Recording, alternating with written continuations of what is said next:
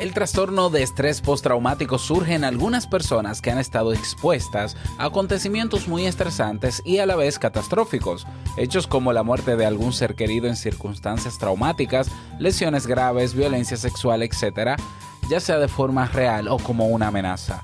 Hoy describimos con detalles lo relacionado a esta problemática que cada vez afecta a más personas en el mundo. Café. Si lo sueñas, lo puedes lograr. El mejor día de tu vida es hoy. Disfruta cada oportunidad. Es el momento, aprovechalo. Te invito a un café.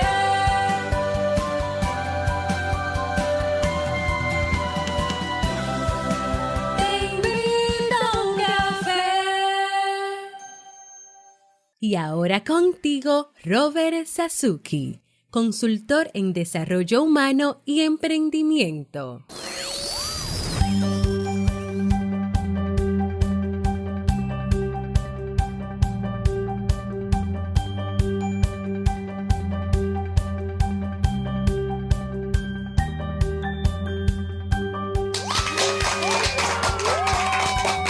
Hola, ¿qué tal? Con esa energía positiva, esos aplausos y aquí tu bebida favorita, que espero que disfrutes. Damos inicio a este episodio número 1158 del programa Te Invito a un Café. Yo soy Robert Sasuki y estaré compartiendo este rato contigo, ayudándote y motivándote para que puedas tener un día recargado positivamente y con buen ánimo. Esto es un podcast y la ventaja es que lo puedes escuchar en el momento que quieras, no importa dónde te encuentres y todas las veces que quieras. Solo tienes que suscribirte completamente gratis en tu reproductor de podcast favorito para que no te pierdas de cada nuevo episodio. Grabamos de lunes a viernes desde Santo Domingo, República Dominicana y para todo el mundo. Y hoy he preparado un tema que tengo muchas ganas de compartir contigo y que espero sobre todo que te sea de muchísima utilidad.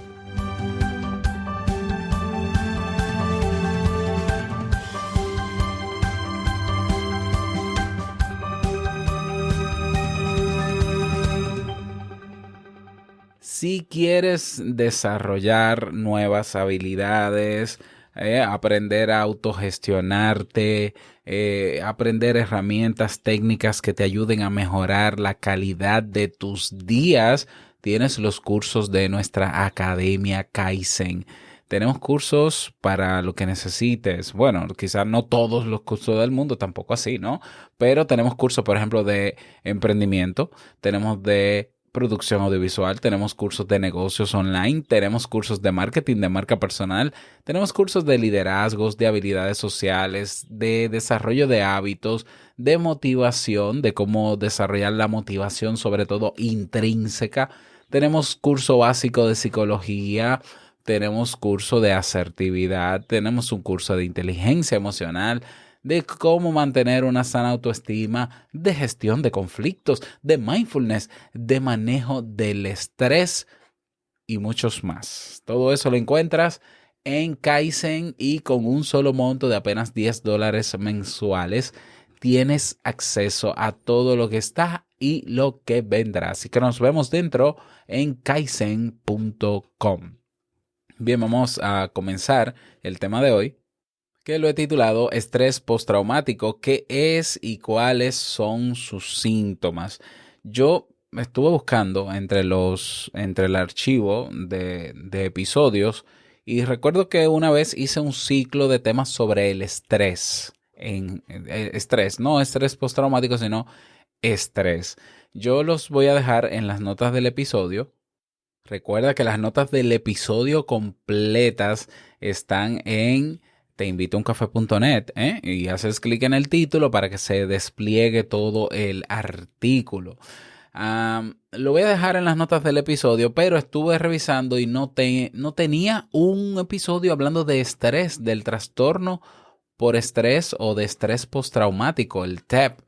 Dios mío, ¿qué me habrá pasado, no? Pero no tenía ninguno y bueno, por eso comencé este tema o quise traer primero este tema para para definirlo, para que lo conozcas, para que conozcas los síntomas y más adelante hablaremos en otros episodios sobre algunos tratamientos o algunas técnicas que se pueden utilizar para ir lidiando con él, ¿ya? Aunque el mejor tratamiento es del que vamos a hablar hoy, pero bueno.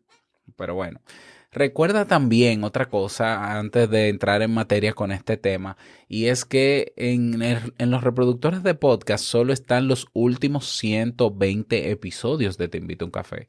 Que si quieres acceder a los más de 1500, ¿ya? Si estás interesado en saber si grabé sobre algún tema que tienes curiosidad o te interesa, pues ve a teinvitouncafé.net y a mitad de la página te encuentras con un buscador donde escribes la palabra clave de lo que necesitas. Pero repito, los 1158 episodios completitos están en teinvitouncafé.net. Y si quieres, te suscribes a la página, la guardas como en el menú de inicio de tu móvil y se convierte en una aplicación móvil. Haz la prueba y luego me cuentas. Bien, hablamos sobre esto. Como decía al inicio del episodio, el trastorno de estrés postraumático, o con sus siglas TEPT, ¿ya?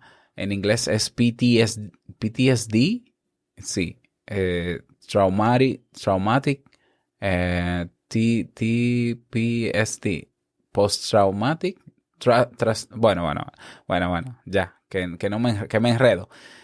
Surgen algunas personas este trastorno que han estado expuestas a acontecimientos muy estresantes agudos y que sobre todo son catastróficos. Por ejemplo, la muerte de un ser querido, pero en circunstancias traumáticas. Un accidente o una enfermedad terminal o de repente, ya, un infarto, imagínate. Por lesiones graves, por ejemplo, por violencia sexual, ya sea de forma real o como una amenaza. Y suelen identificarse la presencia de elementos intrusivos en la conciencia, como recuerdos angustiosos, recurrentes e involuntarios de ese suceso traumático, sus sueños angustiosos o pesadillas, reacciones disociativas como amnesia para lo ocurrido o reacciones de malestar desproporcionadas al encontrarse con algún elemento que recuerde al trauma.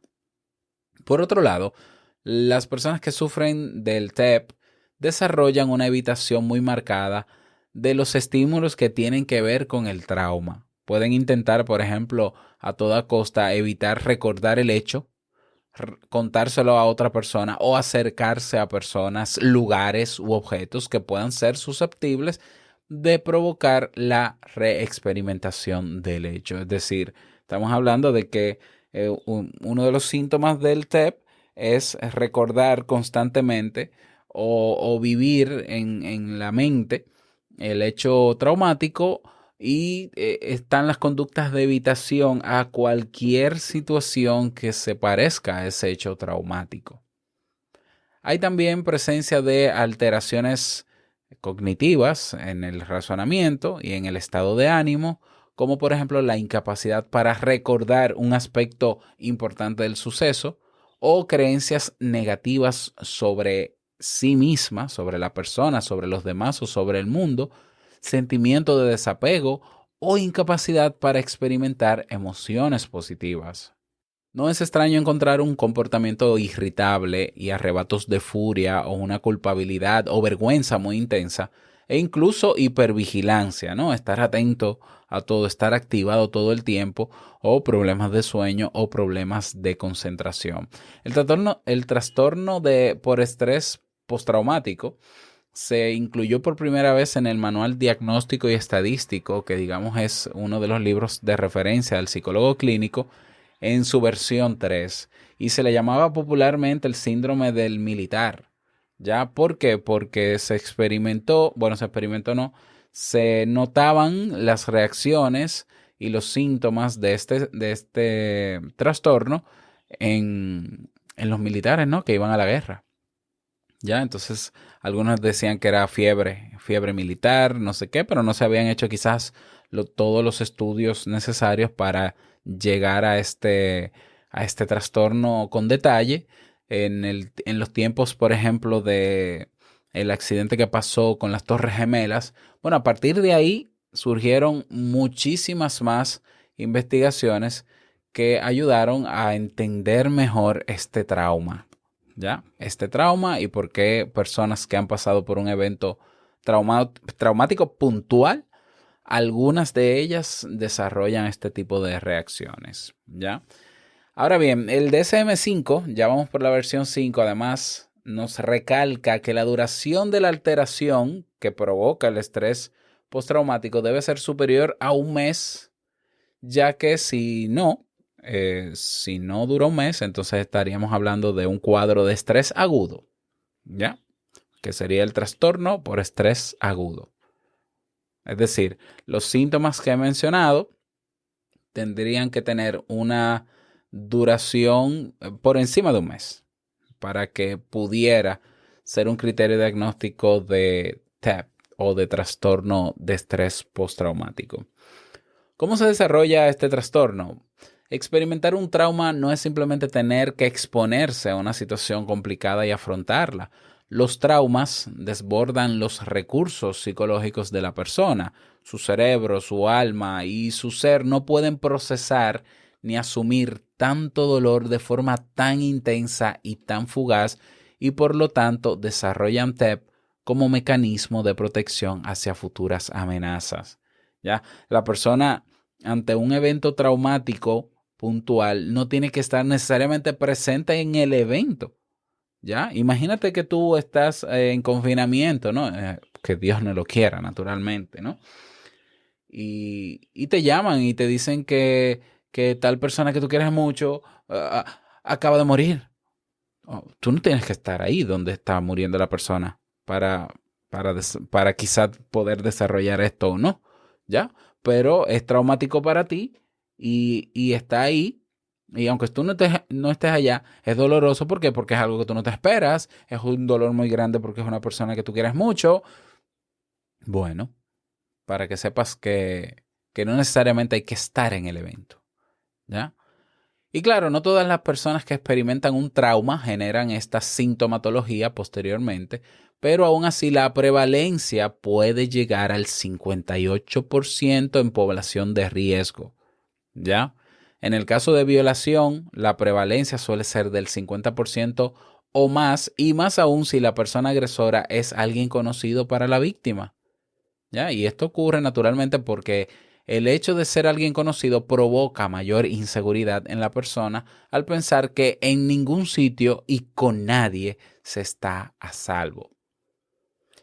Desde las teorías del aprendizaje, los sentimientos extremos que el sujeto sufre durante el suceso traumático permiten predecir por medio de condicionamiento cómo se desarrollarán los problemas futuros que el paciente pueda tener. Es por esta razón que posteriormente el simple hecho, escucha esto que te voy a decir, el simple hecho de contar el suceso a un amigo o a un terapeuta hace las funciones de estímulo condicionado, es decir, se asocia el propio hecho y puede provocar de nuevo la sintomatología tan desagradable.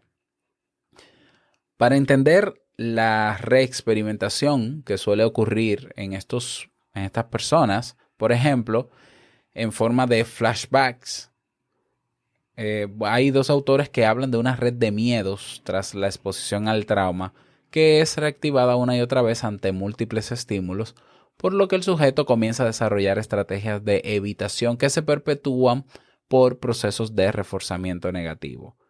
La persona siente un alivio tremendo cuando huye de algo que le recuerde al trauma.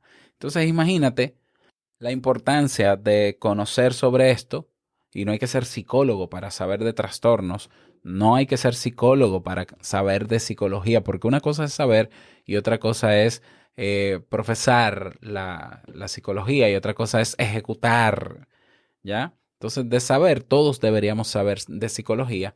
Imagínate que una persona que ha desarrollado un trastorno de estrés postraumático se encuentra con unos amigos o con unos familiares y esos familiares lo que quieren es hablar del suceso. ¿ya? Y llegan con la teoría de, ay, eso hay que sacarlo, vamos a desahogarlo, háblalo, tienes que hablarlo. Esa persona no va a querer estar cerca de ese grupo. Y si es un grupo muy querido, va a doler mucho más, se va a alejar y quién sabe si pudiera quizás hasta desarrollar una depresión. Todo por, por creencias populares, por terapias populares que andan por ahí de tienes que desahogarlo, vamos a sacarlo, vamos a sacarlo. Cuéntanos con detalle, como si fuéramos investigadores. Cuéntanos con detalles qué fue lo que te pasó de nuevo.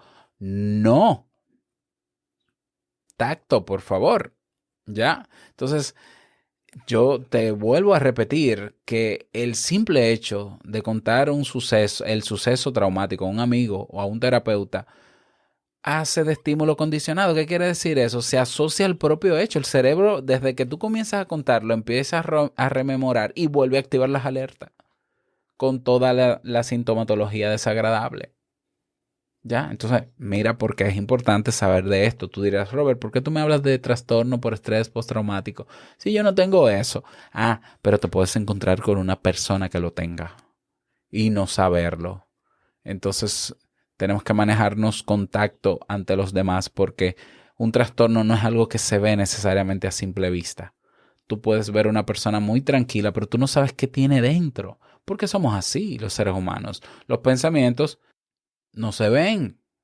Lo que está dentro de la persona, a menos que se exprese o quizás más en la conducta incluso que de manera oral, pues no se ven. Entonces tenemos que tener cuidadito con eso, ¿ya? Tratamientos eficaces para el estrés postraumático, ¿ya? Bueno, lo primero y muy recomendable, ya hablando de tratamiento eficaz, es evitar hablar del evento traumático o de estar en contacto con estímulos. Cuando hablo de estímulos es elementos que se asocian al evento traumático que recuerden al mismo. Ya el simple hecho de eso ya supone un alivio momentáneo para el paciente. Pero claro, este alivio tiene las patas muy cortas porque no permite el reprocesamiento emocional que es muy necesario para la curación de este desorden, ¿ya? Entonces, existen modelos terapéuticos como la terapia de exposición que, que ayuda, ¿no?, a lidiar con esto porque esa persona que tiene estrés postraumático, digamos que el cerebro ha creado una configuración donde activa alarmas ante los estímulos similares a los que provocaron el hecho, pero hay que cambiar esa configuración, ¿ya? Hay que cambiarla. Entonces, se habla de la terapia de exposición, que es el tratamiento de elección y la que posee un mayor apoyo empírico, según los últimos estudios. La clave de la exposición que se lleva a cabo en el TEP es que ésta sea repetida y prolongada a todo aquello relacionado con el trauma. Me explico. Un paciente, por ejemplo, puede exponerse de forma repetida a la ropa que llevaba el día del suceso, mirarla, tocarla, olerla, hasta que su activación descienda. Claro, esto no se hace tan simple. Esto lleva ejercicios de respiración, esto lleva nivelación de conciencia, esto lleva confrontación de ideas, esto lleva tiempo y esto es exageradamente necesario y obligatorio que sea dirigido por un terapeuta, porque sabe cómo hacerlo. Un terapeuta que tenga experiencia o esté certificado en terapia de exposición, ¿ya? También se realiza la terapia de exposición en imaginación, evidentemente, porque el acontecimiento forma parte del pasado, entonces es conveniente que el paciente evoque de forma deliberada en un ambiente controlado, preferiblemente en terapia, ese recuerdo doloroso o que lo escriba o lo relate o lo escuche en una grabación. La terapia de exposición se ha mostrado sumamente eficaz, sobre todo para pacientes adultos con un trauma simple. En segundo lugar, se ha comprobado que la terapia cognitiva también es eficaz en pacientes con TEP. Su objetivo es modificar, utilizando herramientas como el diálogo socrático, la reestructuración cognitiva, las creencias y pensamientos irracionales sobre el trauma, creer que se tiene la culpa de haber sido violada, por ejemplo. Es decir, la terapia cognitiva se encarga de confrontar aquellas ideas que pueden reactivar el malestar en la persona o las conclusiones que sacó la persona ante el evento traumático, ¿ya? Porque sí, hay personas que se sienten culpables cuando pasa un hecho traumático. Hay personas que incluso llegan a sentirse mal por haber sobrevivido a ese evento doloroso, ¿ya? Entonces, en ese sentido, pues eso hay que confrontarlo con terapia cognitiva, ¿ya? Y la terapia cognitiva se dirige al significado que el trauma y sus secuelas tiene para el paciente. Se trabajan los conceptos de seguridad y peligro, así como la confianza hacia la vida y el resto de personas que tras el trauma queda muy dañada, ¿ya? Entonces, ¿qué más? Hay otros modelos de terapia, de eso vamos a hablar más adelante. Te voy a dar en otros episodios algunas técnicas o algunas técnicas o algunos tips para que puedas aprender a lidiar con esto, ya sea para ti o para otros. Voy a revisar si me falta algún síntoma. Creo que no. Resumiendo los síntomas del trastorno por estrés postraumático, tenemos los síntomas de intrusión, que son esos pensamientos que reaparecen, esos recuerdos, sensaciones e imágenes concretas, ¿ya? Sin que se pueda controlar, esos flashback, al revés, ¿ya? Esas pesadillas, por ejemplo, esa reacción a estímulos concretos que evocan recuerdo de la situación. Por otro lado, tenemos los efectos negativos sobre el pensamiento y el estado de ánimo, es decir, la persona puede incluso padecer amnesia disociativa, es decir, la imposibilidad de recordar partes del evento. Surgen sentimientos de culpabilidad, se pueden sentir mal por haber sobrevivido, sensación de miedo, de horror e incluso vergüenza. Son sentimientos que se experimentan de manera continuada.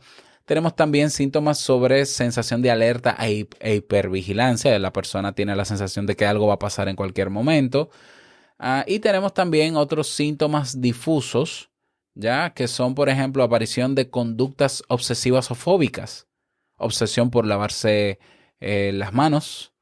En caso de agresión sexual, ya no necesariamente las manos, miedo a salir de casa. Muchas personas acaban derivando en consumos de drogas o alcohol, insomnio, dolores de cabeza, de sistema inmunitario debilitado, alteraciones digestivas, dolores en el pecho y mareos. Esos son síntomas, digamos, menos puntuales y que varían de persona a persona. El trastorno, perdón, el TEP, también tiene una sintomatología muy característica en los niños. Y esto es importante saberlo porque no necesariamente son exactamente iguales que en adultos. Por ejemplo, en los niños, síntomas que pueden ser criterios para el diagnóstico de trastorno de estrés postraumático, conducta de caída. Son niños que no juegan, que no atienden a los estímulos de su entorno, que no interaccionan ni sienten curiosidad. Pueden aparecer comportamientos violentos y defensivos, insomnio, enuresis nocturna, que es hacerse pipí, ¿no?, en la cama, como popularmente decimos. Algunos recrean el evento traumático a través de dibujos. Aparecen problemas de salud como sufrir más infecciones, dolores de cabeza, vómitos, etc. ¿Ya? Entonces, aparte de saber sobre toda esta sintomatología del TEP y abrir los ojos y estar conscientes de que podemos tener alguna persona cercana que lo tenga o que podemos tenerlo nosotros, ¿ya? Estamos en una situación de vida en la actualidad con esto del coronavirus que de alguna manera hay personas que tienen seguro que estar padeciendo de esto. ¿Por qué? Bueno, porque hay personas muriendo, aparte hay un estrés social de que hay que salir con mascarilla, de esto y lo otro, entonces todo eso trastorna la vida de uno que era más o menos normal. Bueno, yo no estoy diciendo que eso va a provocar un TEP, pero hay personas que tal vez sí, ¿ya? Lo más importante, aparte de todo esto, es atender de manera temprana esta situación. atenderlo. Se ha demostrado que el tratamiento es mucho más eficaz y la persona puede superar mejor este trastorno si acude a consulta terapéutica rápido. Evento traumático, terapia. Fíjate lo que estoy diciendo, porque mira, yo te pongo el caso. Aquí en mi país hay muchos atracos, ¿ya? En la calle. Entonces, una persona que sufre un atraco violento con arma de fuego, con pistola en la cabeza y todo esto, esa persona debe ir a terapia, no solo donde un médico para ver si está bien físicamente, que claro que sí, tiene que ir donde un psicólogo. No para que le evalúe, porque acaba de pasar el evento, es para conversar, tiene que ir donde un terapeuta. ¿Ya? ¿Para qué? Para conversar, para ver qué está pensando esa persona sobre lo que le pasó, para comenzar a entrenarla con técnicas psicoeducativas para cuando sienta ataques de pánico, porque probablemente tenga ataques de pánico, pues sepa autorregularlos. Prepararla, ¿por qué? Porque no sabemos cómo el cerebro está configurando todo ese evento traumático que acaba de pasar. ¿Ya? Entonces, a veces nos vamos al plano solamente de la salud física. Una persona salió de una explosión. ¡Ay! El médico. ¿Y el psicólogo? También. Y el psicólogo también. Una persona acaba de fallecerle su pareja en un accidente de tráfico. ¿Terapia? Sí. ¿Terapia para qué? Para ver cómo está razonando esa persona esa situación, cómo lo está llevando, cómo lo llevaría, incluso hasta a propósito de vida, cómo ve la situación a futuro. Es necesario un proceso y mientras más rápido se trabaje, más rápido se libra esa persona de eso. Porque no voy a hablar de cura, porque no, se libra de eso. Así que ya lo sabes, si conoces a alguna persona que esté padeciendo alguno de estos síntomas o ha pasado por un evento que tú entiendes que es traumático, o esa persona deja de ser ella, que es la mejor manera de decir hay un problema, recomiéndale ir a un terapeuta cognitivo o un psicólogo clínico que primero haga el diagnóstico para luego ver cómo se puede tratar y cuál es el mejor especialista para él. Pero la ayuda es sumamente necesaria. Así que ya lo sabes, ese es el tema para el día de hoy. Me gustaría saber qué te pareció. Te invito a que te unas a nuestra comunidad en Telegram. Ve a nuestra página web teinvitouncafé.net y ahí tienes el botón que dice comunidad. Nada más, quiero desearte un bonito día, que lo pases súper bien y no quiero finalizar este episodio sin antes recordarte que el mejor día de tu vida es hoy y el mejor momento para comenzar a caminar hacia eso que quieres lograr es ahora. Nos escuchamos mañana en un nuevo episodio. Chao.